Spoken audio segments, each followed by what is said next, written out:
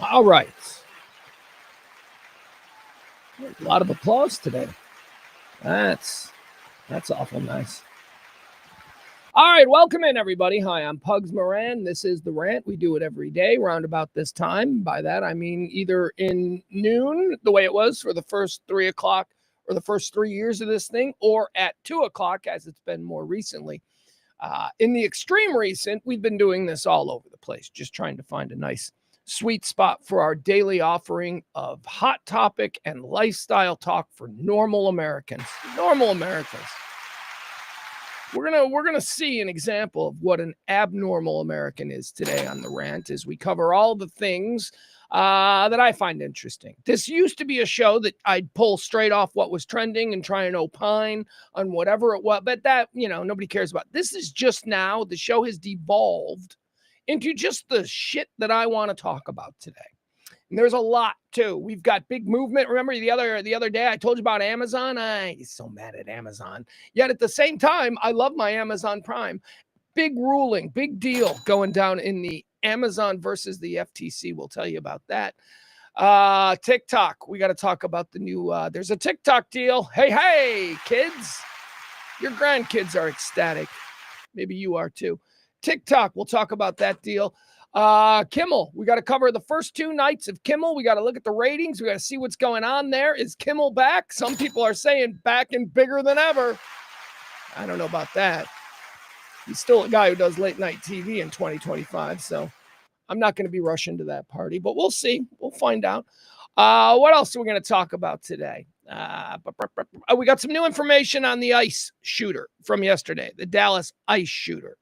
I mean, it's not good information. It's just, the picture is being colored in here now, 24 hours after we here in Dallas, where we do this show every day from the Kelly Moore Memorial Studio in the beautiful E Gallery on Dragon Street. Dragon. We had this ICE shooting just right down the block. It's just right. We're at 35 in Oaklawn, and this thing happened at 35 in Empire Central yesterday. So anybody who knows Dallas knows that's just a hop, skip, and a jump. Maybe a hop, skip, and a stutter step. It's that close. I don't even know you need to jump. But we got more information on this psycho, and that's what he is. He's a psycho. So we'll talk about what we know now, as opposed to what we thought we knew yesterday and all of that. With the fog of war, we'll do a whole thing. What details are actually coming to the forefront of this situation that we can count on, and which ones just internet bullshit? Quite frankly, I don't know that any details we can count on, but we'll try. What else do we have today? Let me see. Okay, so we want to talk about Memphis a little bit. The Memphis City Council and their vote, their measure to stop the National Guard from coming into Memphis, Tennessee, which is the nation's most violent city. They had a vote, and we'll talk about that. We'll talk about what the people of Memphis want. Maybe we'll talk about curses and witches. I don't know. It is the season, right? We're bearing down on Halloween season. There's a story out there about people who believe in witches and curses, and I know somebody who believes in curses and demons and witches and all that stuff. And so we'll talk about that. And how we navigate in 2025 with people who we love and care about, who think it's still 1330, right? We'll see. What else do we have? Anything else? Oh, big news for Gen X movie fans. That's right. I'll give you that one last. Huge news. If you're Gen X and you love movies from Gen X time, big news. So we've got all of that today. Let's say hi to the chat room. Who do we have here? We've got Jeff Ballard's in the chat room. Hey, Jeffy, we got the sports bras. It's my guy, CC. Where you been, CC? CC's all pissed at me because I haven't been able to do Shock House because I've had to put it on the back burner, and I feel really bad about that, but it's not something that's dead in my mind, just so everybody knows. All right. Chucky Nelson is here. Chuckles in the house. We've got Byron. Byron's like, howdy. Howdy, Byron. And, of course, April. That's enough. April's in the chat room. All right, come one, come all. The chat room is lively, and, it's there for your fun. Today it's Thursday, so you know that it's junior varsity football day in my world. Junior varsity. My son plays as the center on his junior varsity football team up there in Plano, and they are 4-0. And I've been keeping you up to date on how the season's been going. Well is how I would describe it. 4 wins in a row, 4 blowouts for my kids' team, which is interesting because the junior varsity appears absolutely unbeatable, and in the varsity, not so great. Not so great, the varsity where he plays. I think they're winless. You know, I'm going to be at the game today, and I'm going to talk to some parents. I'm going to say, hey, we should start saying the junior varsity should be playing because they're 4-0, and they're running up scores on people. They're winning by 30 points. The varsity themselves, they're winless. Anyway, tonight is a big game. Tonight is a very big game because my son's team is playing Prosper. Now, those of you who know Texas high school football, you may know the name Prosper because they are perennially very good at the varsity level. Oh, my kids' varsity team, they're going to get smoked. Prosper's like number 3 in all of Texas, and they're like number 7 in the entire country. That ought to tell you how dominant Texas high school football is. Don't quote me. Max Preps. That's a Max Preps and a Dave Campbell ranking. Those are the guys who know. So anyway, the varsity and my son's team, junior varsity. My son's junior varsity team has to play the junior varsity team of a varsity team that is ranked in the top 10 in the nation. So we're a little concerned. We're a little concerned going into this game. This is a real test. Prosper is a football factory. For those of you who are unfamiliar, you probably know the legend of Texas high school football. And, you know, everybody walks around thinking Texas high school football is the best. And those people are right. Fuck you, Florida. Fuck you, California. Teams from Texas would smoke all of you. I promise you. You have no idea the level of high school football that is being played here. It's college football. It's ACC level college football every day. Maybe FCS. I don't know, but whatever. It is an elite level of high school football that I've been able to enjoy over the past couple of years. Between the Highland Park Scots and my son's team, which is not all that impressive, his varsity team. But the teams they play there's an elite level of high school football being played. And I'm just a little concerned that my son's team, who is 4-0, is now going to run into a buzzsaw of a junior varsity team that is preparing to be a top 10 team in the nation next year again. So that's what I got on my mind. I got a football game tonight. Let's go, Panthers. All right. No injuries. And by that, I mean, I don't want to see any kids injured. That's one of the nice things about being a football parent. You know, there is a sincerity when any kid goes down among the football parents. And there's, you know, like maybe fans who got like money on the game. They're like, oh, good, the star cornerback is down. Now, it doesn't matter whose team it is. It's pretty tense. We don't like to see anybody's kid, you know, down on the field. So that's one of the more, you know, communal aspects of high school football. Here's the other thing, though, about injuries. Have you guys noticed this? I don't know if they do this at all levels, but they've certainly been doing this at my son's level since at least the 8th grade. Whenever a player is injured, it doesn't matter, and it doesn't even matter the injury. It can look like absolutely nothing. Whenever a player is injured, every player on both teams gathers somewhere near the middle of the field and takes a knee. It's a show of respect for sure, and it's obviously copied by some of the reactions to serious NFL injuries that we've seen.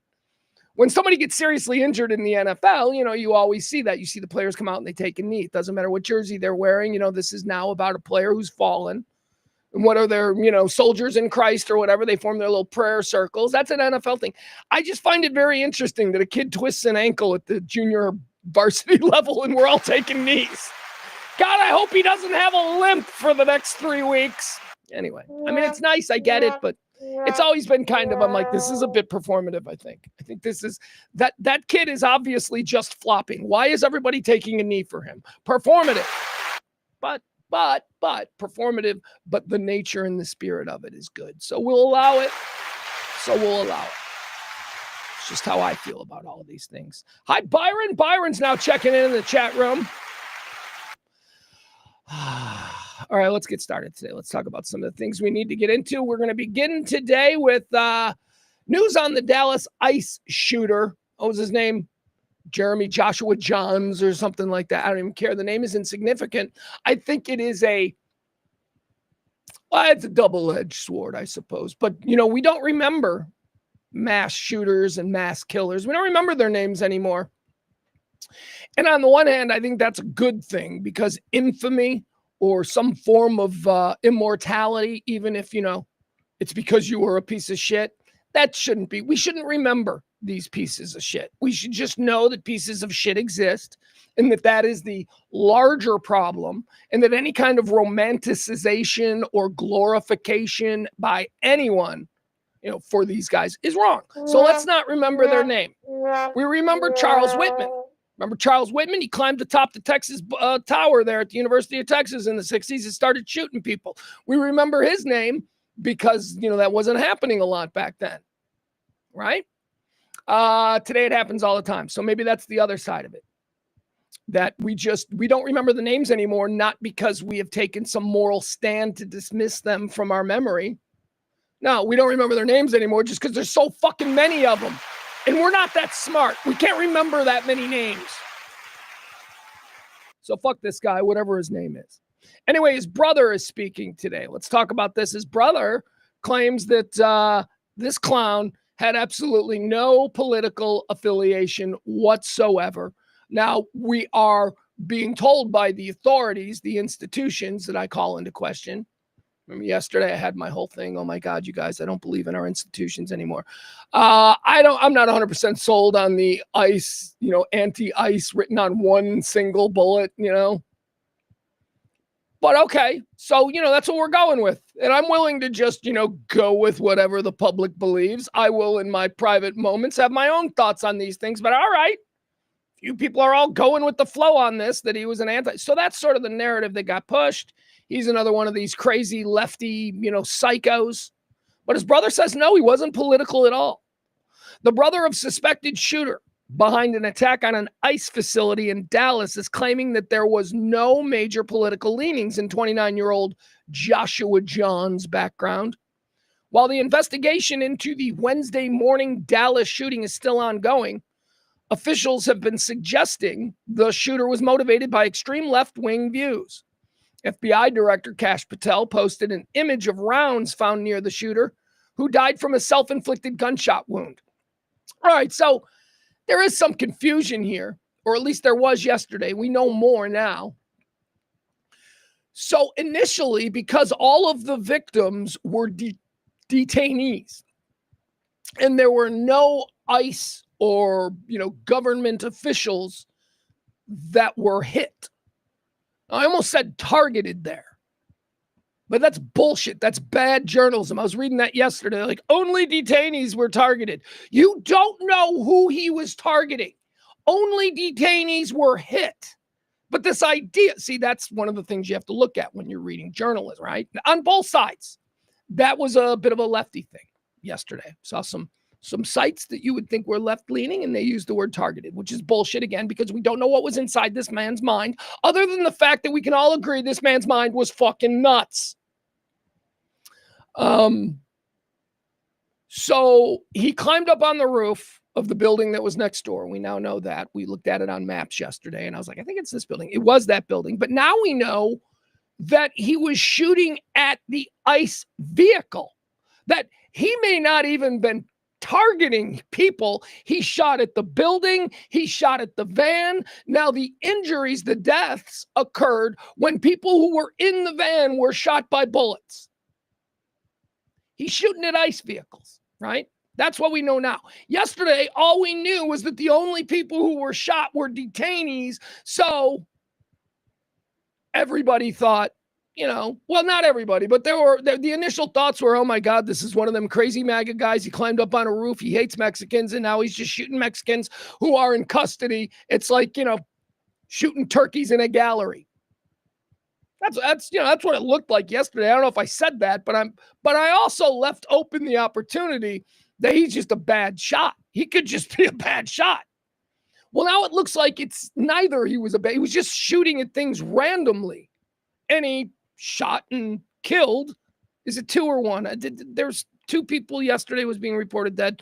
Then I saw 1 dead. just the shooter. I don't know. I don't know. 3 people total. So now we know that it was the van in the building that was taking the brunt of the bullets. So I don't know what that means, other than it supports the anti-ice written on the bullet. This guy's shooting at the ice facility, right? And then there's a bullet that says anti-ice. I can now go, well, okay, it does. It looks like he was, not intending to kill the detainees, but he did. Oops. Because maybe he's a bad shot. While the investigation into Wednesday morning shooting is still ongoing, we talked about Kash Patel posting an image of rounds found near the shooter. They were engraved with the message anti-ice. Why would he just do one, though? Like, if he knew, if he was planning on, gacking himself after this whole thing, doesn't one bullet with it written seem weird? One unspent bullet? I don't know. It just seems weird. But that does support the idea that he was just randomly shooting at the building because he's anti-ice. I don't know. I don't know what to believe. J.D. Vance called the shooter a violent left-wing extremist. Thanks, Mr. VP. Thanks for, doing whatever you can to... And by the way, in the minds of these people, or at least probably not in the minds of J.D. Vance, but in the minds of the people that he's messaging to, there is no distinction between radical, violent, left-wing extremists and Democrats. They're all the same. That's what you do. Which is why this kind of rhetoric is fucking bullshit. Just stop it. Yes, there are violent extremists in this country. If you are a violent extremist, you are probably not completely stable mentally. The problem is we've got crazy fucking people in this country. Why, oh, why do we care what their favorite color is? Why do we care about anything that these people think when we know they're crazy? He prefers Burger King to McDonald's. Yeah, I don't fucking care. He's crazy. Okay. This guy thinks the sky is green and the grass is blue. Yeah, because he's crazy.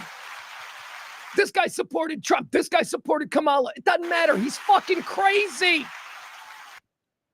We're just cheaply trying to score political points for our own ego. See, my team didn't do something awful. Stop it.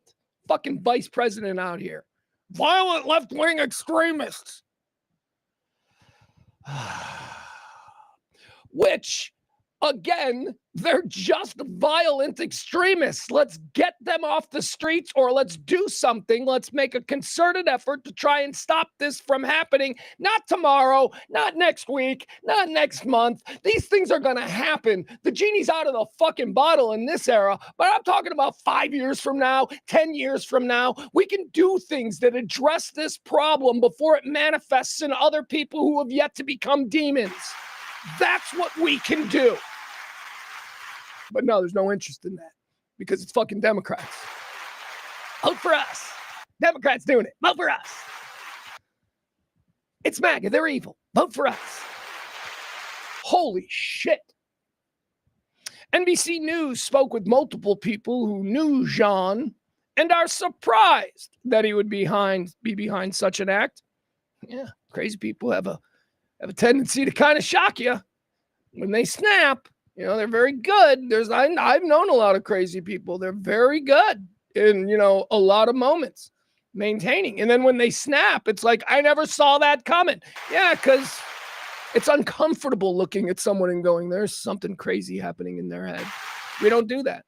We call people eccentric, interesting. Oh my God, he is out there. He's out there and he's brilliant. NBC News spoke with multiple people who knew Jean and are surprised that he would be behind such an act. The Dallas shooter shot into a transport van at the ICE facility, killing one detainee and critically injuring 2 others. Okay, so that's how we're going to look at the count here. He killed one person and then he injured 2 others. He also then killed himself, which, we should all consider a service. So there are 2 people dead, but one we don't give a fuck about, because that's the shooter. The one we care about is the human being who was just going through something, and it was compounded because Crazy Boy climbed on a roof. He didn't have strong. Here's a quote now from Noah John, who is the brother. Feel bad for Noah John. Everybody should. He didn't ask for this. Noah John's just out here in North Texas, just living his life, and now all of a sudden his older brother's a fucking whack job. Actually, I don't even know if it's older brother. Noah John says he didn't have strong feelings about ICE, as far as I knew. Noah John said about his brother. Joshua John was a registered independent. His brother said he didn't seem politically interested, and that they last saw each other just 2 weeks before the shooting. That's interesting. I wanted to hang on that. You guys are brothers. You're still in your 20s. You haven't seen him in 2 weeks. You're not real close with your brother. You know, I know guys, I know grown men who are brothers. They talk to their brother every day, every other day, whatever. You haven't talked to your brother in 2 weeks. I'm not saying that's, you know, I don't have any brothers, so I don't know what it's like. Like I say, I'm just going off of what I witness from other people who are brothers. It seems weird. You haven't talked to your brother in 2 weeks. Why? What is it that makes you and him different? Like, I'd like to know right now from brother Noah John. Was he fucking weird? Like, is that why you didn't hang out with him? Was he maybe not political, but was he being fucking weird about other stuff? NBC News also spoke with a man who was connected to Joshua John since a teen through a Boy Scout troop. The man said that John had recently expressed frustration over the U.S. immigration system. All right, so a friend of his was like, yeah, okay, so the brother's like, no, he doesn't really have any opinions on ICE that he shared with me, but I haven't talked to him in 2 weeks. So 2 weeks ago, when was the time you talked to him before that? Like, is this a thing? Do you only pop into your brother's life like maybe twice a month? Because then I would argue you don't know your brother very well. Every other Sunday, do you meet at mom's house for dinner? Is that the extent of your relationship with your brother? Okay. This other guy who's known him since he was a teen, he says that he had frustrations with the immigration system, and that tells me nothing. We all have frustrations with the immigration system. Doesn't mean that we're, either MAGA or a libtard, to use the two derisive terms. Sorry, MAGA. I mean, most of America uses MAGA as a derisive term. I know that you've got your percentage of people and you all think that it's like your frat, your secret handshakes and all that kind of shit. The rest of us are like, yeah, this is politics and you guys are treating it like it's a rock star. You're fucking weird for that. That's weird. MAGA. I mean, you can like the dude, you can dig the policies, you can think he's good for America, but you don't have to drink the Kool-Aid. Okay, that's all I'm saying. All right, so it says here, he recently had expressed frustrations over the U.S. immigration system to his buddy, who he's known all the way since Boy Scouts.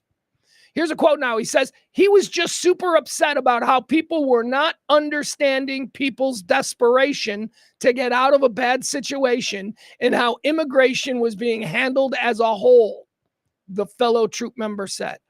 Oh, isn't that interesting? Let's break this down again. So this is somebody, now, again, because journalism isn't great these days, this guy is described as a friend of him going back to teen years in the Boy Scouts. That's all the context we have. We are led to think certain things by the way that's written. We are led to think that this is like his best friend. They've been in each other's life going all the way back to Boy Scouts, when we don't know that to be true at all. This might just be a dude who knew him in Boy Scouts and, still sees him around and occasionally has a conversation with him.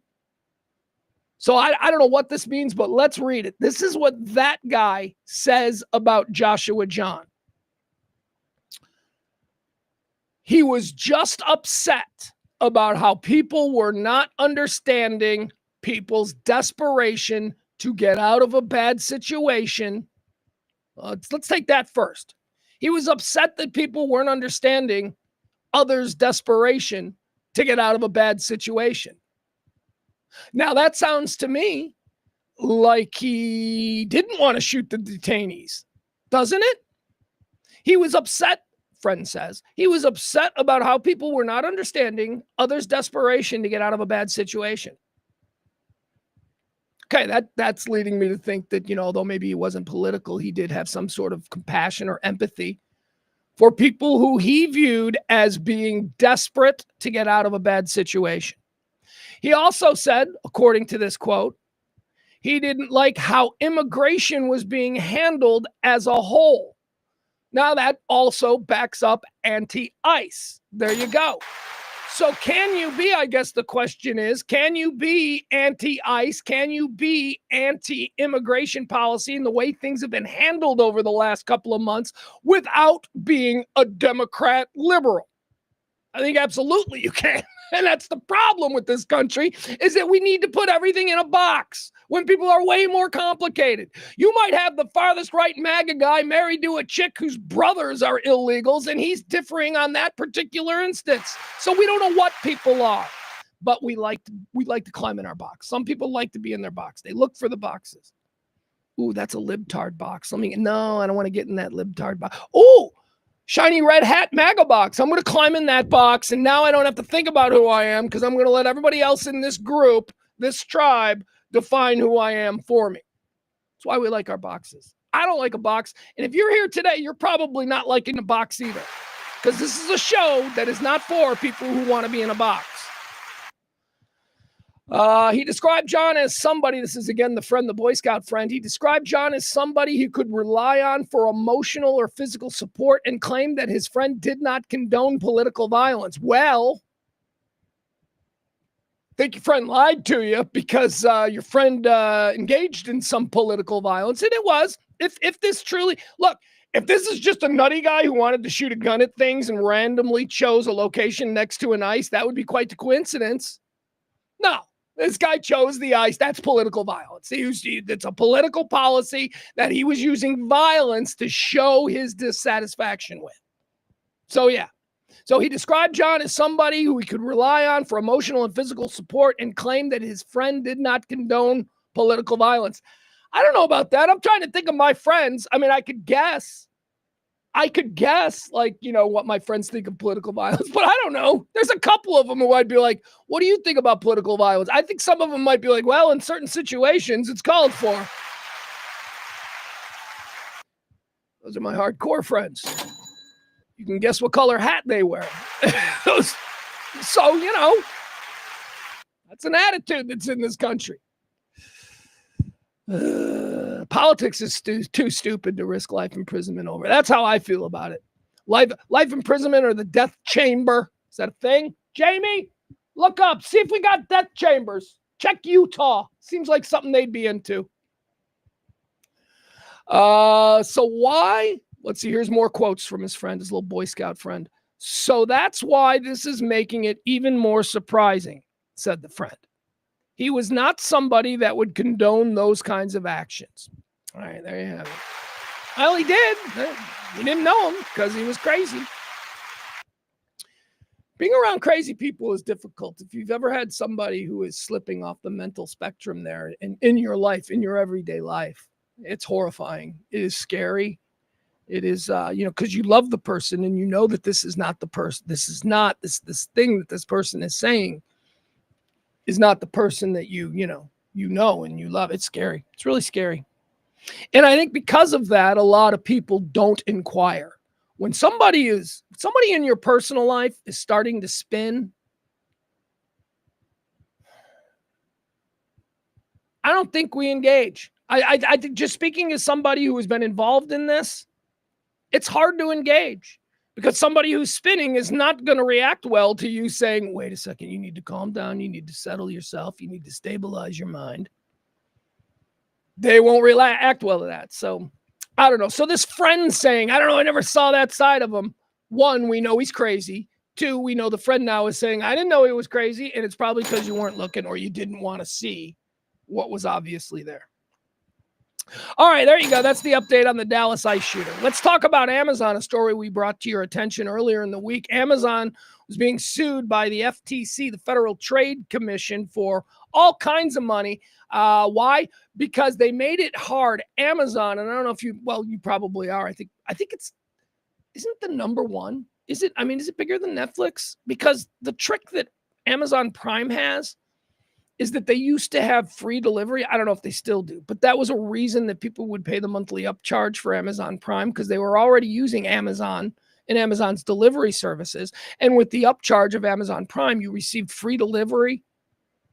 And you also got like this, what was in the beginning a poor man's Netflix, which is now an incredible one-stop shop for all things that are on television. My Prime layout, which I think is like, I've described it as a Dollar Tree in a bad neighborhood. When you go to the Amazon Prime page, oh my God, everything, it's too much. It's not clean, but it is practical in that it does give you everything. It's like, for me, my Amazon Prime, somehow it's now linked up with all of my other subscriptions, except for Hulu and Netflix. But everything else, Apple TV, somehow I access Apple TV through my Amazon Prime page. I don't know. Paramount, same thing. Prime, same thing. Hulu, I think now, maybe. I don't know. Whatever. So Amazon Prime has come a long way, and I'm evolving on what I think of it. I used to hate it because, again, Dollar Tree store in a bad neighborhood. It's like, what the fuck? I'm sifting through everything. I don't want to see this. But they were brought to task by the FTC, the Federal Trade Commission, because there were a bunch of people who, and I told you my experience of this couple of days, they felt that Amazon was making it far too easy to spend more money by subscribing to things, and next to impossible to cancel that subscription. Almost all the subscriptions that you can get through Amazon Prime offer 30 days free and then cancel anytime in the next 30 days. And then when you would go and try and cancel, it was madness. It was the hoops. It was unnecessary. Now they've changed it. They've changed. I've noticed that they've recently changed that within the last year or two. But I remember how it used to be, how hard it used to be, and it was impossible. They were banking on making it so difficult for the average person to cancel their subscription that at some point in their tiresome process, the individual would go, oh, it's only $10 a month. Seriously, my time is more important, and move on. So that is the methodology that was implemented by Amazon, at least insofar as the Federal Trade Commission saw it. So they brought charges against them for unfair trade practices. And they won. Yeah. Amazon today has been ordered to pay an historic $2.5 billion in a settlement to the FTC over tricking Prime members. It says here, Amazon's going to pay that $2.5 billion to settle a Federal Trade Commission lawsuit alleging that it misled customers in enrolling in Prime and made it difficult to cancel. The Seattle-based company will pay $1 billion in civil penalties, the largest payment ever in a case involving the FTC, and $1.5 billion in refunds to affected users. All right. How do I get in on that? I feel like I'm an affected user. I don't know what that means. All right, there you have it. That's just a recap of the story we were covering earlier in the week. Amazon's got to give people money back. Just give us like 3 months. Just do that. Let's not make us do anything. Just give us all free Amazon, the people who deserve it, for a little bit. I think that's how you do it. If I were president, that's how I'd do it. Speaking of other tech issues in the news today, TikTok, it looks like we're going to have a TikTok deal. That's right. The once proclaimed evil Chinese Trojan horse TikTok is now being fully embraced by the Trump administration. I thought it was evil. I mean, we were all told it was evil. And this was a right-wing conservative thing that was pushed. And then Trump bailed on it, and then Trump became pro-TikTok, and all the other dudes who were for the banning of TikTok, when Trump was for the banning of TikTok, all those dudes are now left out on an island somewhere like, what the fuck happened? We were supposed to lose TikTok a year ago, remember? It was like 2 years ago. There was like, well, 1 more year of TikTok, and then it goes away. And then that time came for TikTok to not be allowed in America. Came and went. Another example of what I preach about constructs. And you don't want to hear about my program. You don't want to hear about constructs. It's all a construct. It was a big news story. TikTok will be gone in February. The government says so. So get ready to say goodbye to TikTok in February. And then February came, and the date passed, and TikTok was still there. Construct. Just fucking ignore it. It's all just a piece of paper or words that we have faith in because we once had faith in institutions. Not any longer. So anyway, there is a TikTok deal, and I'm not against it. I don't give a what is the fear? The Chinese are stealing your information. Great. They know my porn history. Great. They've got access to my bank. Enjoy the $32.85 in my checking account.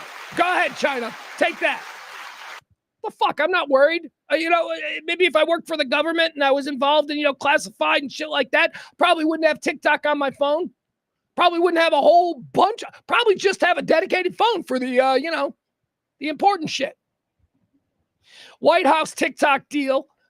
They're going to lease the algorithm, the all-important ByteDance algorithm, which was developed by the Chinese company ByteDance. It is what they would call their most important aspect of TikTok and why it's so popular. The algorithm was the issue. It was the problem. It was some tech that was really high end. And now through this deal in allowing TikTok to stay in America, an American company, Oracle, will now have access to the Chinese algorithm on a lease basis.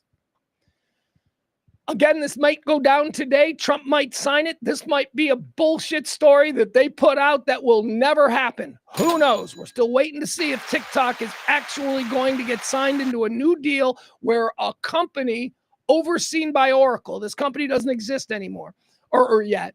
Oracle is going to form a company whose job it will be to oversee the American version of the TikTok algorithm. So, are you more concerned about the Chinese having access to everything or Oracle? And who is that? Larry Ellison having access to everything. Larry Ellison is becoming one of the most powerful people in the world. Don't be sleeping on Larry Ellison. That Skydance Paramount merger that he just bought Paramount. He was just like, yeah, I got some change in my couch. Larry Ellison he's making moves, is all I'm saying. He's Oracle, right? Or is he Intel? Hold on. Let me see. Now I got to look this up. Oracle. Yeah, that's him. That's Larry Ellison. All right. Just wanted to make sure before I start. Sometimes I say shit and I'm like, oh, I got the names mixed up because I really make few distinctions between asshole billionaire tech bros. The White House proposes a deal allowing TikTok to operate in the United States by leasing its algorithm from ByteDance to a new American entity, with Oracle overseeing security and restraining it on with Oracle overseeing security and retraining it on U.S. data. Don't know what that means. Don't care. Can I still see my South Korean baseball cheerleader girls? That's really all I go to TikTok for. Oh, I love my South Korea. That's something. Seriously, Major League Baseball, I love the robot umps. But how about if we just encouraged every team to have cheerleader girls in the stands? And just give them like 10 seats. 10 seats, around one of the baselines. And just let them like they do in South Korea. In South Korea, during like the downtime of baseball, they got a bunch of cute South Korean I almost said cute South Korean Chinese girls. Well, that's that says a lot about me and how I see people in that part of the world. They're all some basis of Chinese. Anyway, we should do that in baseball. Texas Rangers do it. It's one of the greatest experiences that you can have coming to a baseball game with the Texas Rangers. It's those they don't call them cheerleaders. They're those cowboy girls. The cowboy girls in the boots and the little skirts and the big hats. And, during the downtime, they stand up, on the dugout or they stand in their seats or whatever, and they do their little dances. That seems maybe to you, somebody who's from Texas, to be blasé. But I can tell you, you bring somebody to a Texas Rangers baseball game who ain't from Texas, and that is fucking exactly what they want to see. They're like, that is so cool. That is so Texas. How did I get into that subject? All right, let's go back to ByteDance. Here we go. I was talking about the deal for TikTok, and all of a sudden I'm making changes to baseball, demanding that teams have cheerleaders. That's what this show's about. It's a stream of consciousness. It says here, it is a surprising twist to one of the most protracted tech sagas of the past decade. The White House has unveiled details of a proposed deal that could keep TikTok operating in the United States without a full divestiture from its Chinese parent company, ByteDance Limited. All right, and this is, the White House has proposed a deal. They were putting out earlier today that the deal is done and it's going to be signed. We don't know. He's meeting with a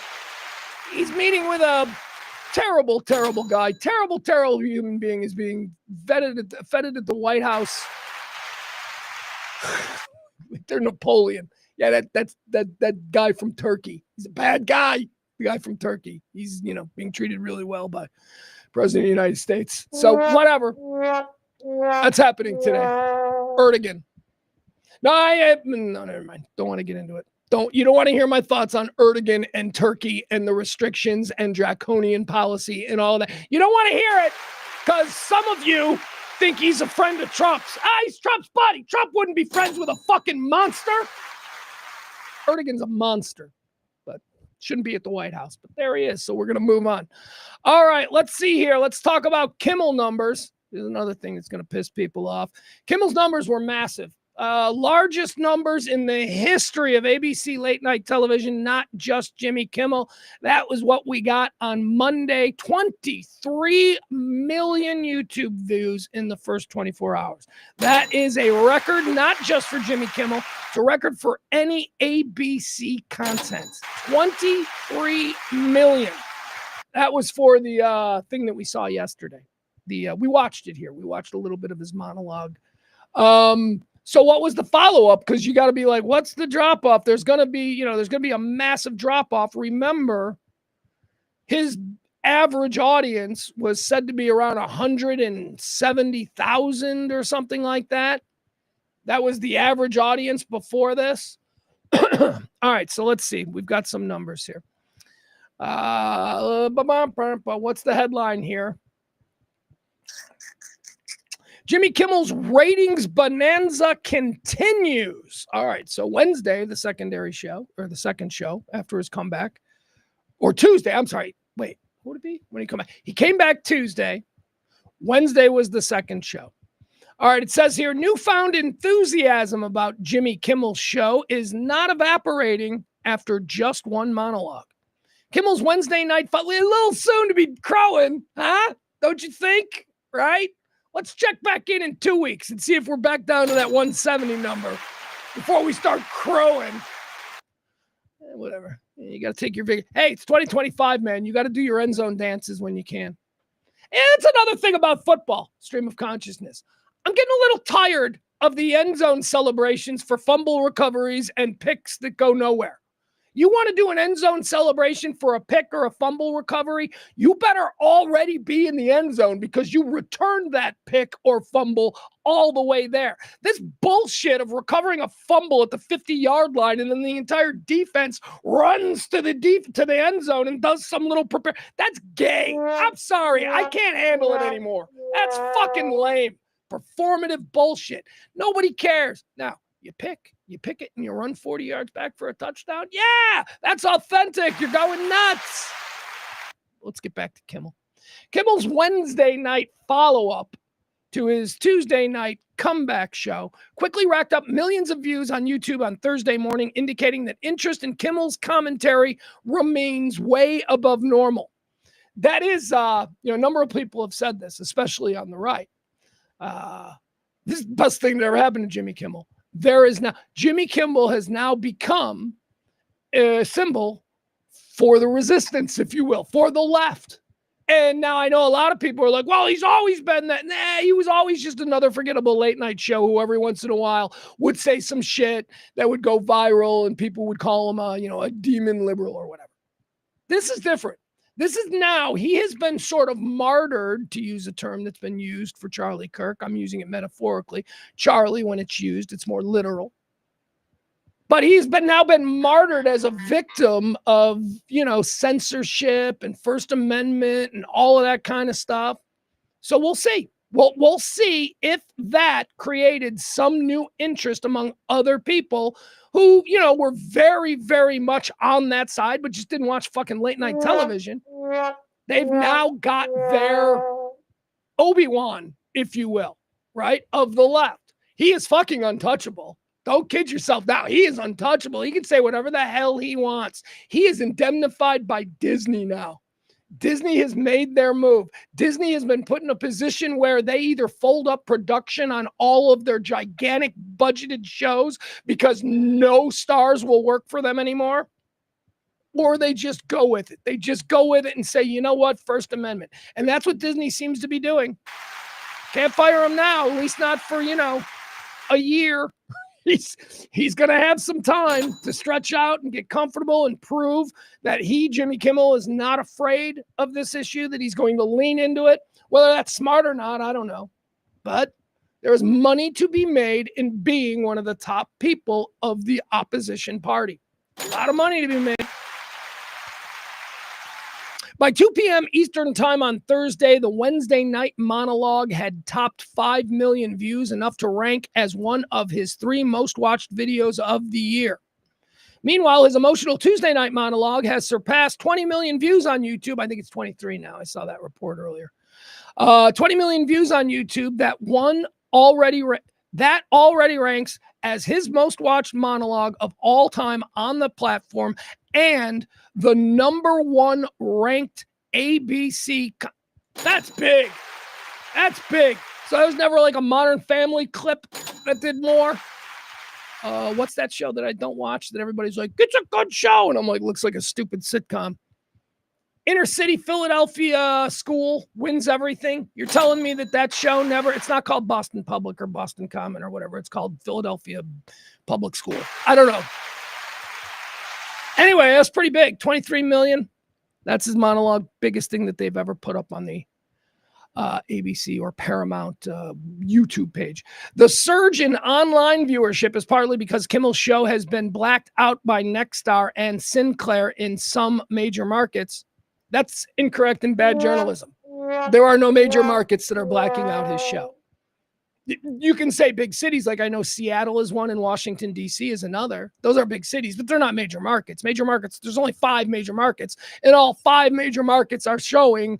Oh, if you're a major market, ABC owns your station, okay? It's not, as I said, some guy acting as a middleman airing ABC programming. No, it's an ABC owned and operated station. So shut up about that. Nexstar said Wednesday that it is having productive discussions with Disney, while Sinclair referred CNN back to its earlier statement on the matter. All right, so it looks like Nexstar is like, they're probably going to start re-airing Jimmy Kimmel. They'll cave because there is ad dollars built into that, and the local station is suddenly going to be like, hey, we've got way less money this month.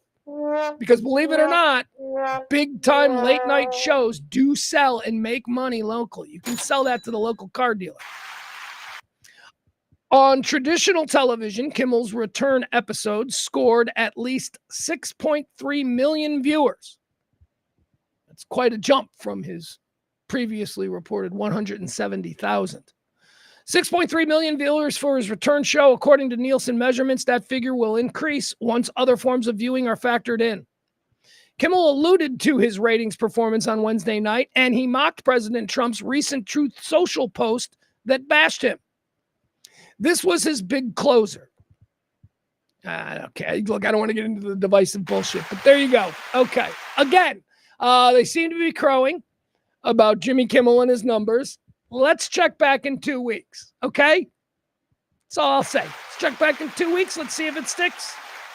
I don't know. I'm probably not going to watch. I didn't even think, after watching the comeback monologue, there was no part of me that thought, I'm going to tune in Wednesday and see what he's doing. No, because I was like, yeah, it's not a special thing, and it's just late night talk, and late night talk is lame. All right, let's talk about Memphis. Here's something else that's lame.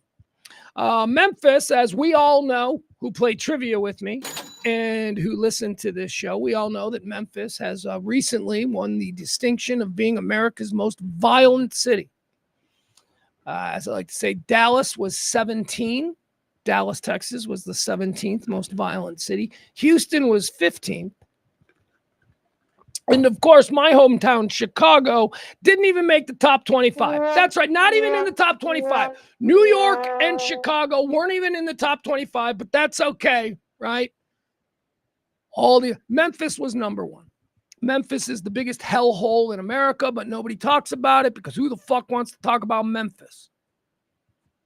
You demonize places like LA, Chicago, and New York. You demonize Chicago because that's the land of Obama. That's the land of Hillary Clinton. It's the land of, we can go all the way back, Jesse Jackson, Louis Farrakhan. I mean, there's obviously things that you can scare white people from Nebraska with about Chicago. New York, hey, Jew York, or whatever you want to call it, your little anti-Semitic dog whistles about the problems with New York. Now they got a fucking straight up communist running for mayor, so that's easy. Cities we demonize. Can't really do that with Memphis. Who the fuck's afraid of Memphis? Yeah, it's a hellhole, but nobody's going there anyway, except for a bunch of inbred Elvis fans who still seem, to make the pilgrimage every couple of years. Fuck Memphis. That's the attitude. That's me. That's why we're all shocked when we see Memphis as number one. I'm not shocked because I look at these lists every year because for 10 years they've been saying that my hometown of Chicago is a shooting gallery. And for years, I've never seen my city on these lists. Yet, Fox News will show 14 people shot in Chicago this weekend. Yeah, how many were shot in Ark and Little Rock? 28. There was one week where that happened. There was one week where Fox News went with a number about Chicago to try and push their fucking narrative that it's a hellhole, when at the very same weekend, Little Rock, Arkansas had triple the numbers at 1/3 the size. Little Rock, Arkansas is 1/3 the size of Chicago, but that didn't fit the narrative because Barack Obama and Hillary Clinton ain't from Little Rock. You know who is? Sarah Huckabee. So you keep that shit quiet. But just a couple miles away from the hellhole that is Little Rock is the hellhole that is Memphis. Another absolute violent. I say this liking Memphis. I do. I like Memphis. I would love Memphis to be a cool place. I used to go to Memphis a lot. Radio show that I was on was syndicated. Our morning show was syndicated there. I got to go there. I got to do some stunts. I got to spend a little time there. On the trips between Chicago and Dallas that my son and I used to take yearly. Memphis is where we stopped we'd get a hotel, we'd get some food, we'd go see the sights. I love Memphis, but Memphis is scary. I remember on the last time we were there, there's pictures on my Facebook page. We went to the Civil Rights Museum, the Lorraine Hotel, where Martin Luther King was assassinated on the balcony, has been turned into the National Civil Rights Museum. It is a fucking cool museum. It is really cool. So we went to that and we were walking around. And as we walked out of the civil rights thing, we saw what we thought was a carjacking in progress right in front of the Civil Rights Museum. Now, what do I mean when I say, we saw what we thought? Well, we didn't know because, out of context, we walk out of this cool-ass museum. It's bright, and then we look across the street, and there's a guy hanging out of a car window, and the car speeds away. The guy falls on the street and then runs down an alley. I don't know what the fuck that was, but I made a mental note. Okay, I guess Memphis is now off our little travel itinerary. What the fuck was that? So Memphis is a hellhole. There is bad shit happening there. President likes to think that he can fix all of these hellholes by simply bringing in National Guard first and then talk of actual military presence in these cities. We've seen it in Los Angeles. We've seen it in Washington, D.C. Haven't heard a lot about it in Washington, D.C. anymore. Don't know what's happening there. Chicago is being threatened, right? But, whatever, we'll see. Memphis is reported to be the next city that President Trump is going to send or order National Guard troops into in order to try and tamp down the violence. It is the number one most violent city in America. This is expected to go down next week. Next week is when the first troops are expected to begin staging. So the people in Memphis, the city of Memphis, the council members in the city of Memphis, they decided to enact a resolution that would ban the National Guard from the streets of their city. They did this the other day, 2 nights ago. And it failed, okay? The people of Memphis, or at least the representatives of the people of Memphis, all got together, and one group was like, this is terrible. We can't allow troops in our streets. And the other group said, yeah, no, we can. I don't know if you heard Pugs' story about walking out of the Civil Rights Museum and seeing what he believed to be a carjacking in progress. Yeah, no, we need to do something in this fucking city. So it failed. The resolution to stop the National Guard at a city level, which, by the way, was toothless and not really a document that would work to stop them. But what they were looking to do was create a unified voice for Memphis. And they wanted that unified voice to be, although we acknowledge we're the most violent city in America, we don't want any help from the federal government. That was the unified voice that they were hoping to get. They failed. Why? Because that's an absurd thing to say. If you truly are finding yourself living in this place where the wheels are off, where there are entire neighborhoods where people don't go in America, and you don't want to examine every possible avenue to return that city to some semblance of civility, that's stupid. So applause to the people in Memphis. So the troops are coming in probably next week. And with good reason. Once again, all the crime data says Memphis is the worst spot. Now, I want to talk a little bit about this because my fair city of Chicago has also spent its time in the barrel on this issue, threatening to send troops in and all kinds of stuff. Didn't happen. It's a threat because, again, Chicago, just saying Chicago, is a political dog whistle to a certain group of people. Doesn't matter what else. They just, Chicago, I know what Chicago is. It's a hellhole. It's violent. It's the worst place in America. It's worse than Beirut. No, never was, but that was a fun little thing I saw some people sharing years ago.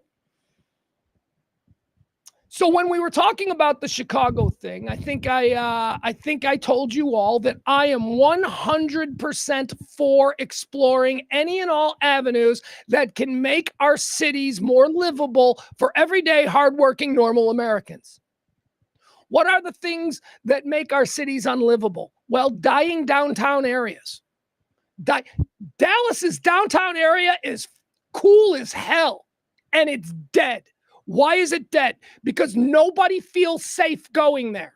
Because they can put up as many restaurants as they want. They can build as many beautiful apartment buildings and complexes down there as they want. Nobody fucking wants to go to downtown Dallas because it's disgusting. Because there are people bathing in fountains. Because there is crime everywhere in downtown Dallas. And I'm not talking about major crimes. I'm talking about nonstop, constant, petty fucking crime.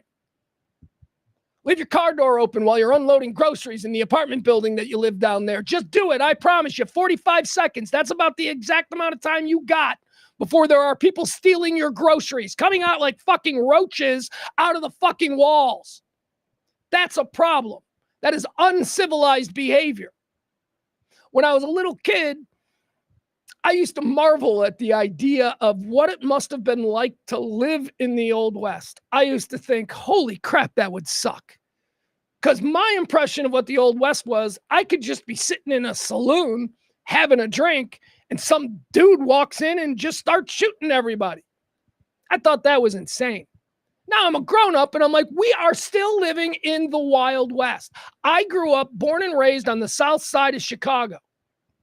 My whole life, south side of Chicago, 81st and Tallman, St. Thomas More, 18th Ward, whatever you want to fucking call it. That's where I was from. There are places that are within walking distance of where I spent most of my youth that I've never been to. And we all just accept it. Oh, yeah, on the other side of the Ryan Woods. Yeah, there's a whole nother part of the city on the other side of the Ryan Woods. You've lived here for 18 years. You've never been there. And we all just accept it because that's where they live and that's how our city is. And it's really dangerous over there. So we don't go there.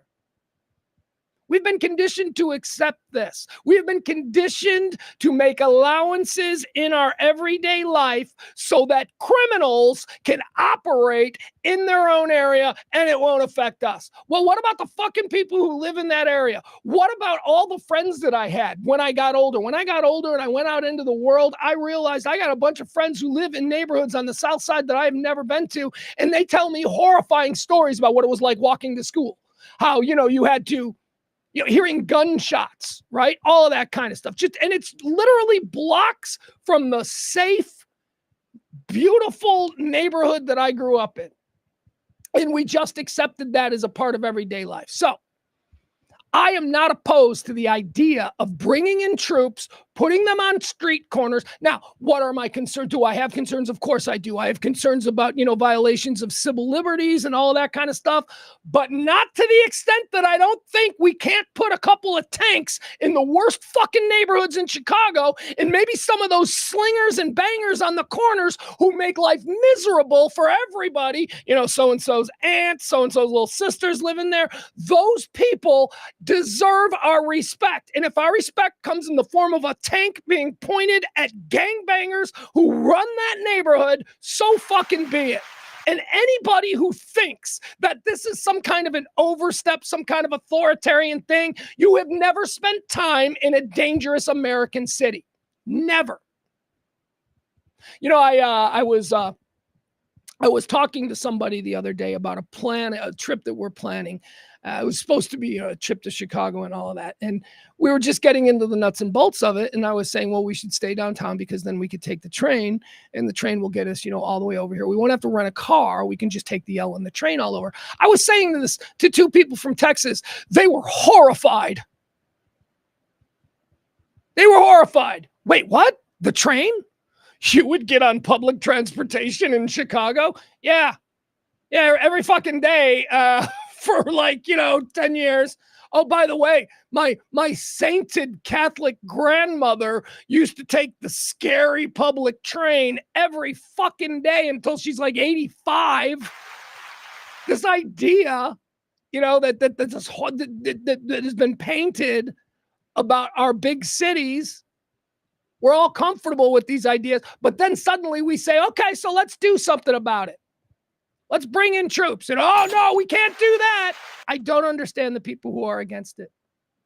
Now, I'll tell you what I'd be against. I'll be against if, we suddenly have a backyard party, some high school graduation party or something, and we've got 5 dead because some National Guard member lost his fucking nut and went, yeah, that's a problem.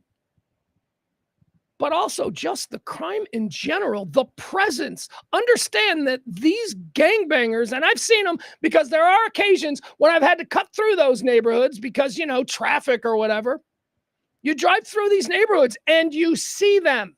You see lookouts. You see dudes on corners. You see people just sitting on a corner with a big cooler and a chair and like 3 other guys around them. And you know what's going on. And thankfully, I just roll my windows up, lock the doors, and continue on to the expressway. But there are people's mothers, people's children, people's sons and daughters who live in those neighborhoods. And those are the people who are in charge of those neighborhoods. If you're comfortable with that, then you are a fucking monster, because we need to start looking out for the people in this country who are the most put upon, and those are our poor in our most violent neighborhoods. Now, why don't we look at what these people think? Because I can tell you in Chicago, there's been a whole bunch of reports about the actual people when polled in these neighborhoods say, please, oh God, oh please, bring the fucking National Guard to be stationed on our corners so that my grandma can walk home from the grocery store again. It's people who know nothing about these places who are clutching their pearls and calling this an authoritarian overreach and all that. No, we have reached a point where police in our major American cities are not enough. Why? Because we don't have enough money for police. We don't. We don't have enough police cars. We don't have enough policemen. These guys operate in areas on the south and west side of Chicago with impunity, whatever you want to call it, because there aren't enough police to go and arrest them all. And then we've got, you say some other things. There's some bullshit laws, no cash bail, all of these things. All of these things that are framed in the narrative that they're good for the put upon people. They're not good for the put upon people. The put upon people don't need cashless bail. You know who needs cashless bail? Car thieves, carjackers, drug dealers. That's who needs cashless bail. So stop acting like, if we get rid of cashless bail in our major American cities, this is really going to affect the poor people. No, it's not. It's not going to affect the good poor people. It'll affect criminals who maybe are also poor. Or maybe they're criminals because they're poor. Whatever. Bad life choice. You broke the law. So I was very proud and very happy. Not proud. I guess there's no reason for me to be proud other than the fact that I do like Memphis. I was very happy to see that the city council there said, no, if the troops want to come in here and help us clean up this city, then let's do it. Adam says no cash bail only applies to nonviolent crimes. No cash bail is different in every jurisdiction. Cite your source, and then we'll go back and forth on this. I'm prepped for this no cash bail argument, Adam. It is nonsense. It is nonsense. No cash bail only applies. What, is that Texas? Is that something here in Texas? Frank, there you go. This is the thing. You know what, Frank? With all due respect, fuck you. Fuck you. One party. It's just one party. Hi, I'm Frank. I'm going to try and be divisive again. No. It's not one party. It is a group of fucking weirdos, most of them backed by lawyers. Lawyers love this. It's not the Democratic Party. The Democratic Party is not it's part of one of their platforms is not we support cashless bail across the board. It's not. It's fucking people.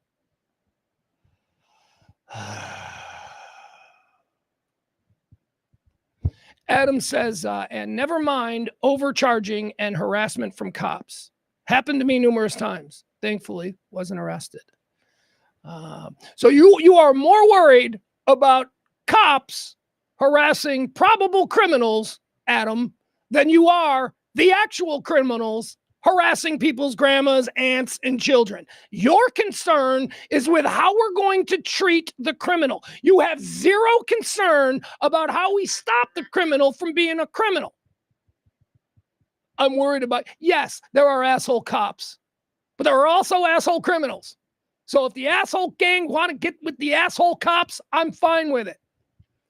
You're overthinking this. You don't understand that there are places in this fucking country with hardworking, lower class, low income people who not only are being, there's a system there that's probably keeping them down, which is something I subscribe to, but also they don't have 1 ounce of peace in their own neighborhoods because the municipal government has washed their hands of any kind of law enforcement in the worst neighborhoods.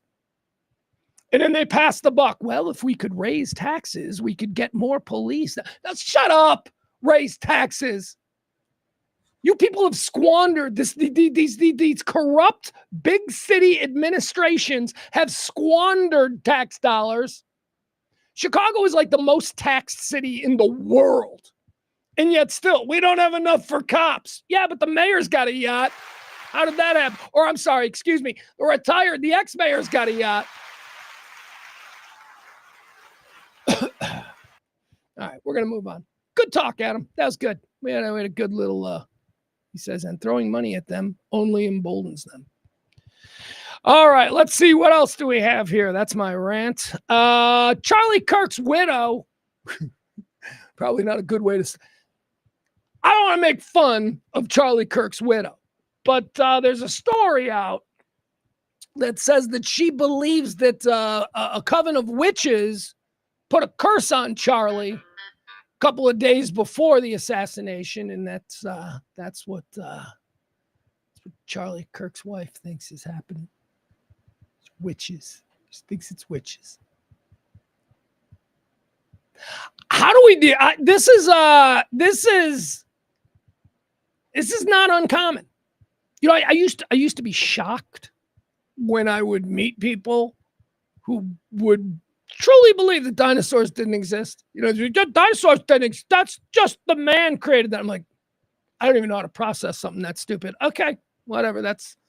We know who you are. I know who you are now. In dealing with you in the future, I know that you're someone that doesn't think dinosaurs existed. So, noted. Then you had the flat earthers. No, the world's actually okay. All right, I know who you are. These people, by the way, all, in my estimation, are suffering from some form of mental illness, or they're just looking to fuck with you. They don't actually believe it. That I can get behind. I'd be like, oh, if you're just if you're just trying to confuse, fuck with people, great. But no, if you actually want to sit now and argue with me about how the world is flat or dinosaurs didn't exist, you're fucking weird.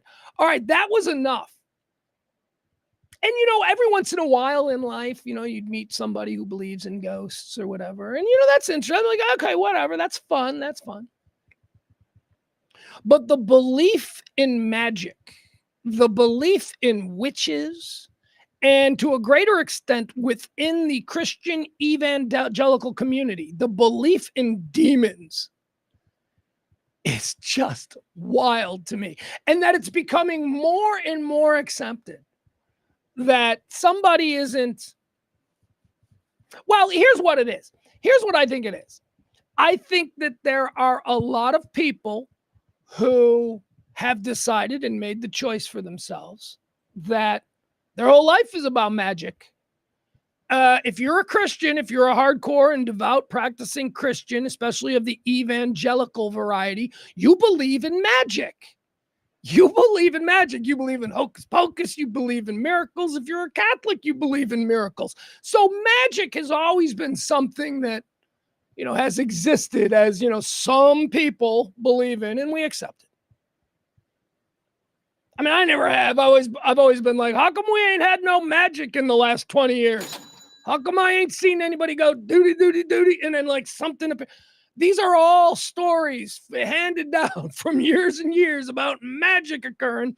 But okay, there are a lot of people that believe that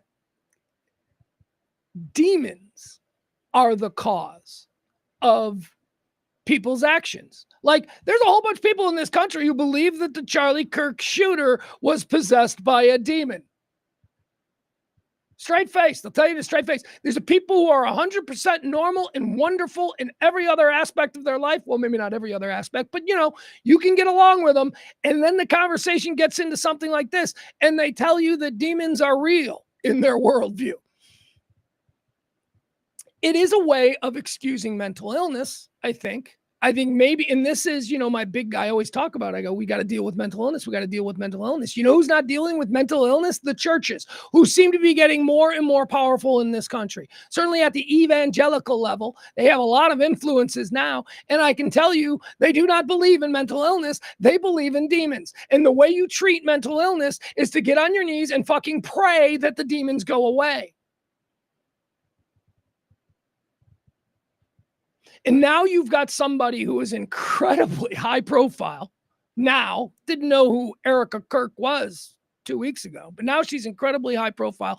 And she is blaming the assassination, or believing that it's possible that her husband was assassinated, because witches put a curse on him a couple of days before.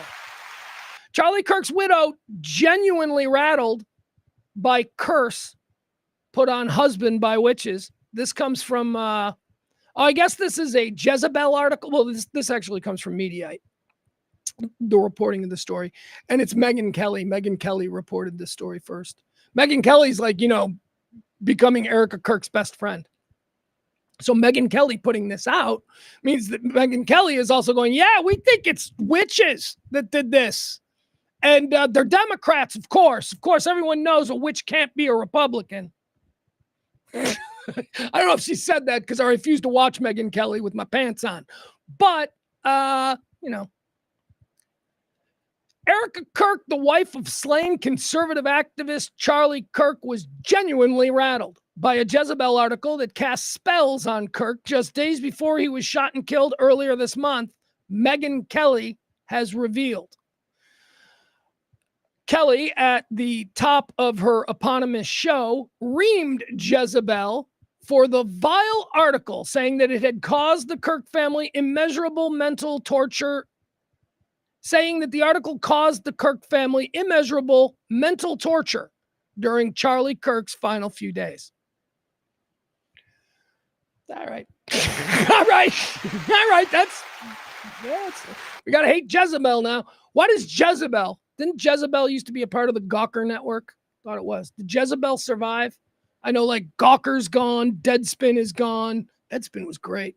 Deadspin was great. That was like my favorite. That was a good sports site. Anyway, moving on. Jalopnik, right? Wasn't Jalopnik another one? I don't know if Jalopnik is still around. They were all Gawker Media. It had all these cool websites back in the day. Anyway, Jezebel was one of them, and apparently Jezebel wrote a story a couple of days before Charlie Kirk's death where they gathered a bunch of witches and had the witches put a curse on him, and 2 days later he's dead. And Erica Kirk is going with that as the reason, according to Megyn Kelly. He's very concerned about it. All right, let's see. What else do we have here? Let's talk. Here's an interesting one. All right, this is an interesting story. Let me pat myself on the back right now because this is just a stat. There is a new most valuable NFL franchise. Ladies and gentlemen, it's your Chicago Bears. That's right. As of today, right now, the Chicago Bears are the highest valued NFL team in the league. Now, how did this happen? And it will change. The league's finance committee. The Chicago Bears, maybe you know, their longtime owner, the lovely Mrs. McCaskey.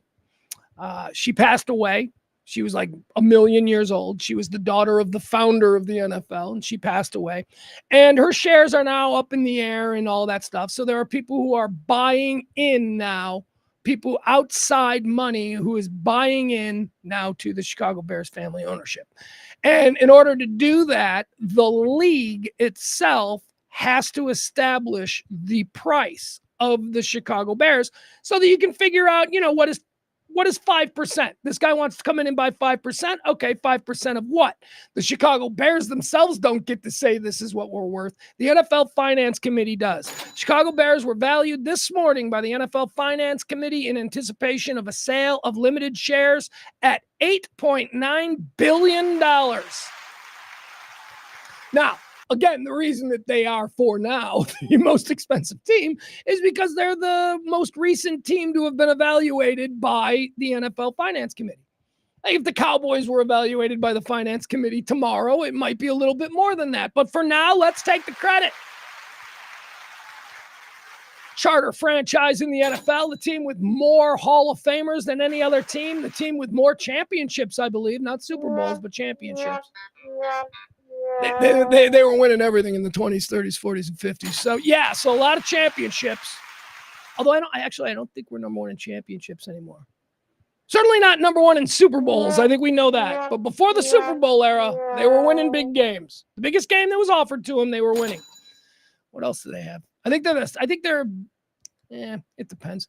They're either the first or second winningest team in the history of football. Of course, that's because they were playing games 60 years before a lot of the other ones. But it's not really fair to compare win totals of the Chicago Bears against the Jacksonville Jaguars, right? It's like one team started in 1920, the other started in 1995.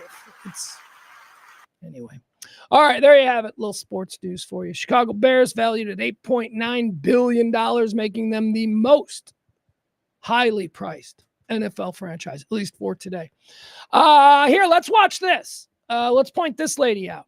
Some bad behavior happening here in the Metroplex. I don't point these out a lot, but when they do come to us as one of our friends or neighbors, we like to put them up on the big screen here and watch what they're getting into.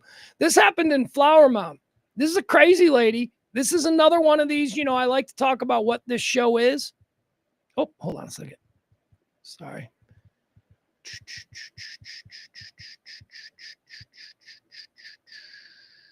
All right, there we go.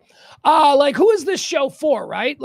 Every other show that you could listen to is targeted to a very specific demographic. They're going for these people or those people or those people. Here's who I say we go for here on this show. I believe that there are 15% of people on the right who are fucking nuts, and I don't ever want to deal with them, and they're not invited to this show. I believe that there are 15% of the people on the left who are fucking nuts, and they are not invited to this show. That leaves about 70% of us of all different colors. Call us the purple people or whatever. But we are not red. We are not blue. We are in the middle. We are living our lives, and we are decent, kind people who love America. That's who this show is for.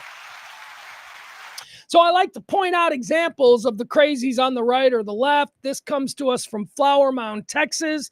Does anybody know this lady? Doesn't matter because we found out who she is, and I'll tell you all about that. This lady is getting run on social media, and I'm all for it. I'm all for this. I am at, a lot of people like, you can't just dox people. I go, nah, you can. If you're being an asshole out in public and people can't believe the fucking entitlement of the way you're behaving, and I'm going to get some good video. Yeah, we're going to out you. We're going to let the world see. We're going to embarrass you in front of your neighbors. We're going to do all of that kind of stuff. I don't know that we necessarily need to go so far as to finding out people's addresses, but if we can get a video up, and we can then put a name to it, maybe a Facebook page. Yeah, fuck you. Fuck you. I'm tired of people out there in public acting like jerk-offs. We're not allowed to break their jaws. We got to be able to do something. There must be some penance for people being bad in public, some sort of civil tax, some sort of crime, or some sort of penalty for this crime. Social justice, if that means we're going to embarrass you on Twitter, that means we're going to embarrass you on Facebook. If that means that people from 1,000 miles away are going to be sending you hateful messages on one of your socials, so fucking be it. Behave yourself. Treat people decent. So let's go to Flower Mound. Let's see this lady. This lady, here's the setup to it, okay? Yeah, I know you've been looking at it, so let me give you the sound. Here's the setup. Because you're... Okay. Apparently, look, first of all, can we just marvel at how ugly this woman is? And now I don't mean ugly like, oh, she's physically unattractive. No, I mean just the hatred and the cruelty and the just despicable nature that is obviously boiling her blood right now. Look at her. This is an ugly person. And again, I'm not talking about ugly on the outside. I'm talking about an ugly person. I want you to watch her. Now, remember, she has walked up to a girl sitting in a car. A girl is sitting in a car in what appears to be a big parking lot. This girl sitting in the car is a DoorDash driver. She is sitting in the car waiting for her next delivery. This is how people work today. She's also a Mexican girl. This is Flower Mound, Texas. Let's watch this woman and let's see, if anybody knows her. Because you're an illegal and you know what? You don't live in Flower Mound and you're door dashing. You know what? Why are you entitled to be here with an illegal card? Oh boy. Flower Mound, Texas is... All right, first of all, let me point out this guy. This is a guy who goes online. His name is Tizzy Ent. He sucks. Okay. I don't even want him to be involved here. He is incredibly far left. But sometimes he does show videos, examples of people behaving badly, and I want to show it. So let's just ignore him. Where this DoorDash is. Just apparently angry that she exists here in America because she heard her speaking Spanish and shouldn't be speaking anything but American. You know what? Because you're an illegal and you know what? You don't live in Flower Mound and you're door dashing. You know what? Why are you entitled to be here? See, you understand this is a woman who is not mentally stable, right? There are degrees of mental instability. There is the whack job who shot Charlie Kirk. There's the nut that climbed on the roof and started shooting at ICE yesterday. And then there are these people in everyday life. And these are examples of something terrible that might happen. So when this lady does something stupid or crazy to whatever extent it is, burns her house down, murders her husband, whatever, when this lady does all this stuff, I don't think it's fair for anyone to go, we never saw any signs. This is a crazy person. If you think that you are entitled to approach a stranger in public like this based on nothing more than what you believe to be their personal background, you're a fucking crazy person. You don't know how to behave in public. This is not just somebody who's like, they're fucking with them. They're being funny. They're trying. No, this is a person who is livid. about another human being who isn't bothering them at all. Again, the trigger that we're being told, I don't know if this is true or not, the trigger that we're being told for her was that she overheard the girl, the DoorDash driver, in her car speaking on the phone in Spanish. With an illegal car. Go ahead. I don't know. You know what? I'll do that. Dios is homophobic? No, speak English. Yeah. Well, then speak it. But why? But why? You know what? You're in Flower Mound. You know what? Who did this to this fucking woman? Who did this to this woman? That she thinks that this is okay. You know who did this to her. I'm not going to say. A lot of people who are very wealthy did this to this woman. A lot of people who started out with a little YouTube show and then realized how they could get traction and now they're fucking rich as hell. They did this to this woman. Fill in the blank of the name that you want. This woman has been radicalized. This is what radicalization looks like in America in 2025. A regular person who thinks that they have the right to do this to another stranger in public. Simply because why? You heard them speaking another language. Oh, fuck you. Go speak your language back in Mexico. You know what? Exactly. Hey, you're taking away jobs. You think it's funny? You're taking away. Now she's going into the litany of shit she's heard from, I don't know. Again, won't say any names. But we know where she's heard this nonsense ad nauseum for the last 20 fucking years. And now she's doing this. Okay.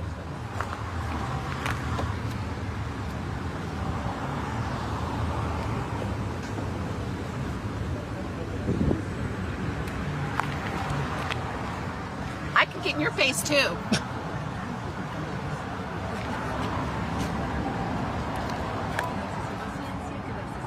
Understand, there is only one person creating this. This is a person sitting in their car, not bothering anybody. This radicalized fucking bitch is out of her mind. Thank you.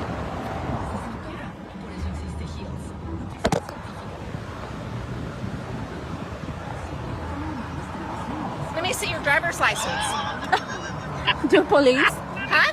Your police? You know what? Let me see your driver's license. Oh, fuck you. Who do you we can't hit these people. We can't. That girl would have been in her right. I mean, not legally, but I think socially, that woman would have been in her right to get out of the car and go slap right across the face. How dare you disrespect me? How dare you speak to me like this? Who the fuck do you think you are? Flower Mound Karen from hell. But we can't do that. So what we can do is we can put this woman on video and we can humiliate her and we can make sure that everybody knows who she is. I am all for that. All right. So her daughter's getting involved. Her daughter, this woman's daughter, by the way, we have her name. I'll be sharing that with you now. No problem sharing that woman's name. Her daughter has posted on, I don't know if this is Instagram or whatever, or Twitter, but let's read what her daughter has to say about her mom. Her name is Tanya Chadwell. That's the woman who we just saw. Her name is Tanya Chadwell of Farmers Branch or Flower Mound. Oh my God, which one is it? Oh my God, I get those two confused. Flower Mound? Or is it Farmers Branch? I don't know. Whatever. Here's what the daughter says. Unfortunately, my mother is who she is, Tanya Chadwell. I would like to start off by sincerely apologizing to this woman for having to experience this and for the public having to watch it. I am completely and utterly embarrassed and saddened by my mother's actions and do not condone or support this kind of behavior at all. As a matter of fact, my mother and I have not had a relationship or been on speaking terms for quite a while due to this type of behavior, aggression, and her racism towards my Hispanic boyfriend. Well, there we go. That's it. That's probably what sent her over the cliff. She wasn't a racist until her daughter started dating a Mexican, probably. And then all of a sudden, now she's reciting Jesse Waters rants and accosting door dashers in Target parking lots. Says, I wish to not be associated with her or this video in any way. She have something else? How does it end? I guess that's it. All right, that comes from Tanya Chadwell.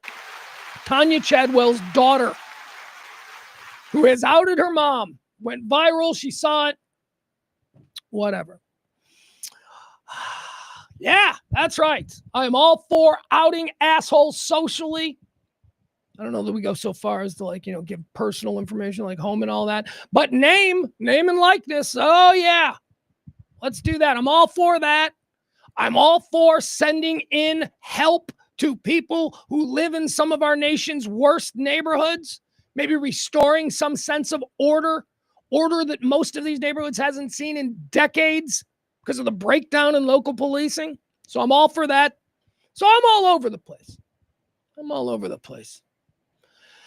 All right, what else do we have here? Oh, Flower Mound. It was Flower Mound. All right, just not Farmers Branch. Didn't mean to besmirch the angry Karens of Farmers Branch. That was Flower Mound. That was a Flower Mound lady. All right, we're going to end it here. 1:30, 2:30, 90 minutes. All right. I wanted to tell you about this new bit of news that creeped up on me this morning. I had heard stories that this was happening, and I'm very excited. Did you know that Spaceballs 2 is now a go? Spaceballs 2. Spaceballs. I don't think it's just a me thing, because I know a shit ton of people who love Spaceballs, but Spaceballs was one of the first movies that I watched with my kid. He was probably like 4 or 5 years old. Like the first movie where I thought maybe he could follow it, and we watch that movie every couple of years. Spaceballs is so wonderful. But here's the big news. So they're making a Spaceballs 2. I hope Mel Brooks didn't write it. No offense, but I don't think Mel Brooks is a genius. He's 115. I don't think I need,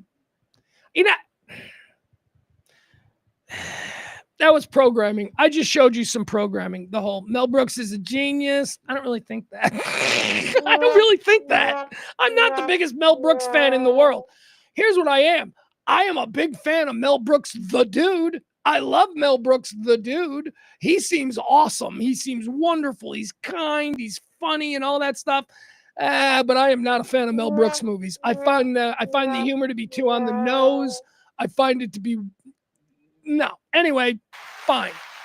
Spaceballs, however, is a bit of an outlier in the Yeah, hi. I'm the guy that thinks Blazing Saddles is way overrated.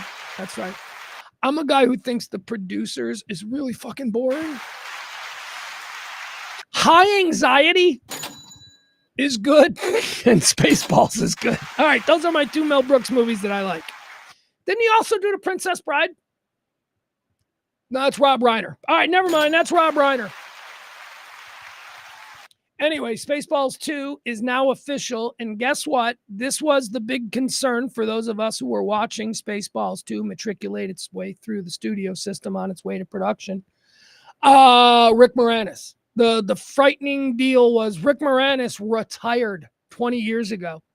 You realize Rick Moranis ain't done anything. Like Rick Moranis retired after Honey, I Shrunk the Kids 2 or whatever. He took his big giant bag of money. He went up to Canada. He bought a house and he raised a family without being a movie star for 20 years. I think that's pretty cool. And then didn't he get beat up in New York? Right? Remember that? Remember Rick Moranis? We hadn't heard anything from him in years and years. And then he was just walking down the street in New York and somebody punched him. And we all got really mad because we're like, nobody punches Rick Moranis. And then the next thought was, hey, where has Rick Moranis been? Well, he's back. Rick Moranis is coming out of retirement. He officially ends his retirement for Spaceballs 2. The sequel has announced its full cast as filming begins later this month. Rick Moranis is returning to a galaxy very, very, very, very, very, very far away.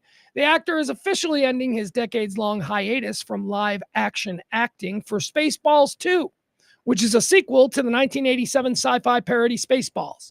He's reprising his role as Lord Dark Helmet. Yeah, that's the Spaceballs. We all know this. Does it need to be said? Spaceballs is a parody of Star Wars, and Rick Moranis, his character, a dark helmet, is a parody of obviously Darth Vader. He's reprising his role as Dark Helmet alongside Bill Pullman. He's back. He's like 90. Bill Pullman as Lone Star. I don't remember that name. But Bill Pullman was kind of the Harrison Ford, right? He was the Han Solo kind of guy, I think. Bill Pullman is back. Rick Moranis is back. Mel Brooks as Yoda will be back. Not Yoda, yogurt. Remember, right? See, that's Mel Brooks humor. So they call him Yoda. We're going to call him Yogurt. I don't think Mel Brooks is funny. I'm sorry. I just don't think, wordplay doesn't really do it for me. All right. Says here, Yogurt will be reprised by Mel Brooks. Daphne Zuniga is back as Princess Vespa. She is, of course, Princess Leia. Princess Vespa, like the Italian scooter. I'm Mel Brooks. Her name is like an Italian scooter. Wow. See, I'm sorry. I just don't think Mel Brooks is that funny. I find him a little, but whatever. Again, seems like a wonderful man. They will be, George Weiner is back in it as Colonel Sanders. Oh, get it? They spell it Sand, U-R-Z. Like Colonel Sanders. Mel Brooks. They'll be joined by newcomers to the Spaceballs universe. Let's see here, including Josh Gad. Very funny. Josh Gad's really funny. I like Josh Gad. He kills me. Josh Gad's very funny. Good they added him. Keke Palmer. Don't know what the deal is with Keke Palmer. Oh, hold on, guys. We're about to lose. You know what I forgot to do? While unpacking today, while putting the show together, I forgot to plug in the computer. So the entire show is about to come crashing down if I don't get this thing plugged in right now. So here we go. Sorry for the delay. All right, there we go. All right, so Josh Gad, Keke Palmer, Lewis Pullman. Who's Lewis Pullman? Bill Pullman's kid? Is that what's happening here? We're getting some kind of like, all right, well, I don't care. Whatever, Spaceballs. That 40 years later, make it a family affair, whatever. All right, so there you go. And also Anthony Kerrigan. Anthony Kerrigan has been added to the cast of Spaceballs too. Who is Anthony Kerrigan? I think, hold on, let me make sure. Because he's one of those guys. Anthony Kerrigan is one of those actors who is about to become very important to me. And what do I mean by that? I mean, I know the name, and I know the name because everything I've seen him in, I've been like, that guy's fucking good. That guy's good. But he hasn't been in enough things or had a defining role yet. So, like the way, like I feel, I'm telling you, I like him. I'm just not sure who he is. Hold on, let me make sure I know who he is. And if it's, I think it's, hold on. There we go. Okay, Anthony Kerrigan. All right. Yeah, it is. It's Hank. All right. I just wanted to make sure. You guys watch Barry on HBO Max? Barry or HBO, whatever it is. Barry, remember the Bill Hader series? Hank. So, what was it? Soho Hunk or whatever. He was the leader of like the Ukrainian mafia, shaved bald head. He's awesome. Anthony Kerrigan is awesome in everything. So he's been added to Spaceballs. All right, that's very exciting. Very exciting. Spaceballs 2. I don't know when it's going to be released, but they got Rick Moranis back, and that was really what we Spaceballs fanatics were most concerned about. So it's been announced Rick Moranis is in. Guys, I think that's going to do it. We've got nothing tonight. Usually I like to tell you, come out and join me. On Mondays, we do Strokers game night, Strokers on Harry Hines. Tuesdays, we go out to the back nine. It's the original home of Trash Trivia every Tuesday night. Trash Trivia, the back nine. Wednesdays, we do Bottle Rockets. Bottle Rockets. Last night at Bottle Rockets, man, we did something different, which we were there for like 3.5 hours last night at Bottle Rockets because we got there at 7. We were supposed to start at 7. I got there about 6:45. Got in there. Nobody. There was nobody there. We're like, oh, shit. Literally, there was nobody there. And then we were like, okay, well, we'll just wait it out. And so we stayed and we waited to do trivia. I don't think we started trivia till 7:30. And we had the biggest trivia crowd we ever had. Like, just people started coming in. So I think the time at Bottle Rockets is now going to be moved to 8 to 10 because we had a good time last night. Not only did we play trivia, but trivia was like almost secondary because we are now doing music bingo as well. That's right. All the music that's being played during our trivia contest at Bottle Rockets all are a part of the music bingo game, which when you sit down, you get your trivia card, but now you also get a music bingo card. And when you hear a song, you got to write it down. Oh, it was so much fun. People really liked music bingo. Oh, and it's not a whole song. It's not like, but we play it. There's about a minute and a half. There's like a minute of each song, and then it goes to the next one, and you play your bingo. Good times. That's Bottle Rockets every Wednesday. Myself and James Parker. Sweating a little bit. Woo! Very scared. Some of you who have been out to some of the trivia nights have seen the thin crowds. It was the smallest crowd when we walked in, and when we walked out, it was the largest crowd that we'd ever had. Something popped. And it was good. And most of these people are like, you do this every Wednesday? We're like, yeah, you got to come. The music bingo was a big hit. Also, the paper football. We were also doing paper football for like ties and extra points and stuff like that for the trivia contest.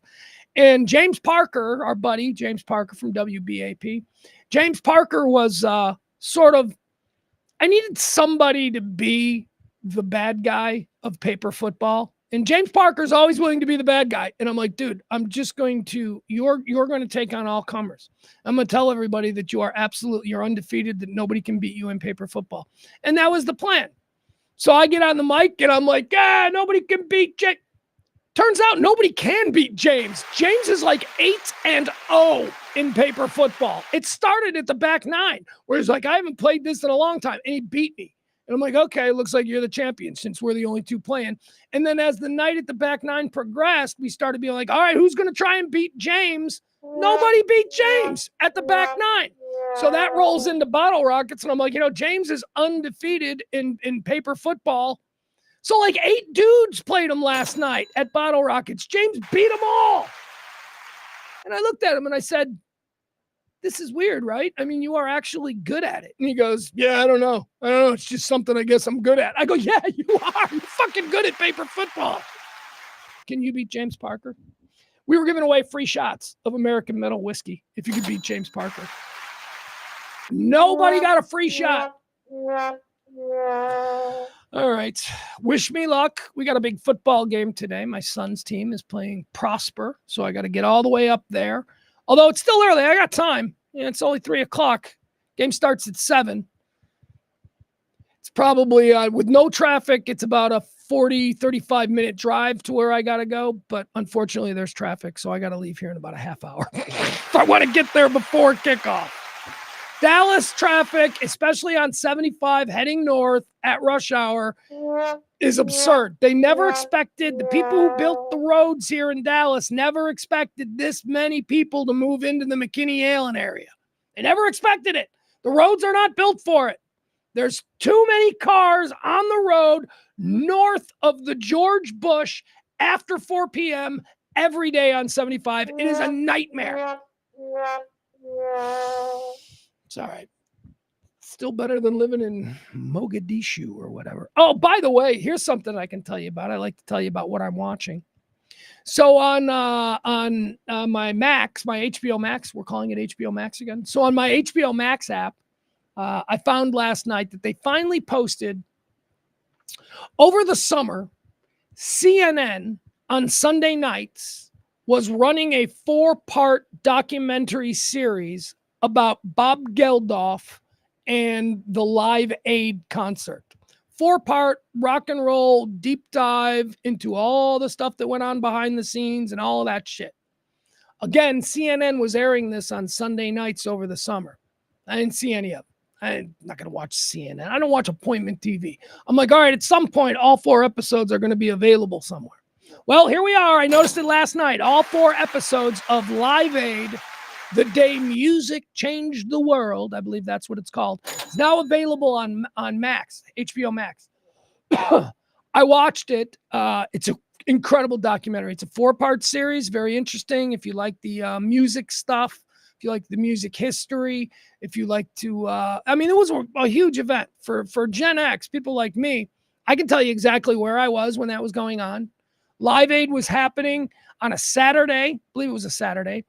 And I lived in an apartment complex, condominium complex, townhomes and condominiums is where I lived. And we had a pool. And I remember my house was like, I don't know, 50 yards from the pool. So it was easy for me to go back and forth from my house to the pool for the where we lived. And I remember everybody was at the pool and nobody gave a shit. And for some reason, I was like, this is the biggest thing that's ever happened. I can't believe you guys are at the pool. And I was running back and forth from the pool back to my house where I had MTV on from like 8 o'clock in the morning, by the way. This thing started at like 8 o'clock in the morning from Wembley. And then I think America got involved around 2 o'clock in the afternoon from JFK Stadium in Philadelphia. It was really cool. Anyway, I started watching the first couple of episodes, and I'm really enjoying it. So there you go. That's what I'm watching. HBO Max, Live Aid, When Music Changed the World or something. It's really interesting. You know what's most interesting? And I'll leave you with this because I don't want to talk too much about it. But I guess in my mind, I had always made a very direct distinction between Bob Geldof and Band-Aid and Quincy Jones and Lionel Richie and We Are the World, right? They were both for the same thing. Band-Aid was first. That was Bob Geldof. That was the English musicians. And that was the song, the Christmas song, Feed the World or whatever. Let them know it's Christmas time. All right, so they did that. Now, they did that and had a massive success with it. And like a month later, Lionel Richie and Quincy Jones got together. I think Harry Belafonte was involved too. And they said, why don't we do this in America? Why don't we just take the idea? So We Are the World was inspired by Band-Aid, but they were two different entities who were doing their own thing for the same Ethiopian famine relief cause. It wasn't until the Live Aid concert when Bob Geldof and them did their thing from Wembley, and then the American acts did their thing from JFK Stadium in Philadelphia, that those two entities actually became one. I thought that was really interesting. And I was like, I guess I didn't realize that they were so different. And that in like some of their minds, they were like not competing because the end result is hungry people getting fed. That is one thing that I will warn you about. Because it's Bob Geldof, who I think is a really cool guy, but Bob Geldof is also, he doesn't use a velvet glove. Like this thing, there is a lot of footage from Ethiopia back in the 80s that is a really tough thing to look at. I spent large portions of the first couple of episodes with my eyes closed, fast forwarding through scenes that I just didn't think I needed at 11:30 on a Wednesday night. I didn't think I needed it in my head. I don't need to see a 13-year-old Ethiopian child who weighs 15 pounds. No, I don't. How is it still alive? Holy shit. Why is it still alive? I mean, the mercy killing, right? Oh my God. All right, guys, that's going to do it. That is the show today. We'll be back tomorrow to round out the week. Everybody be nice to each other. That's it. That's all I could say. You got anything you want to say to people? Yeah, be nice to each other. Bye, everybody.